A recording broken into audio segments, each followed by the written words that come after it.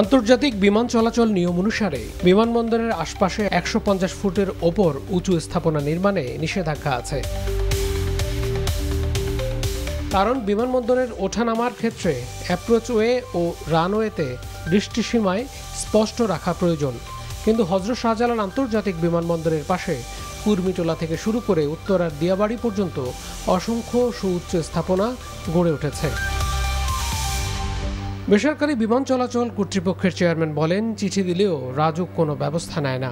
8 তলা করা ছিল 150 ফিট, উনি করে ফেলেছেন 160 ফিট। এটা বলতে পারি, বাট আমি যে ভাঙবো, আইন শৃঙ্খলা রক্ষাকারী বাহিনী নিয়ে যে আমি সাপোর্ট যে ভাঙবো, সেই অধিকারটা আমার নাই। ল্যান্ডিং টেক অফের জায়গায় যদি আপনার কিছু হয়, আপনি বলতে পারবেন আজকে একটা এই বিমান হয়েছে, আল্লাহ না করুক অন্য কোনো বিমান হতে পারত। এবছরে থার্ড টার্মিনাল চালু হলে ঢাকায় আরও অনেক প্লেনের ওড়াউড়ি বাড়বে এসবের উপর দিয়েই।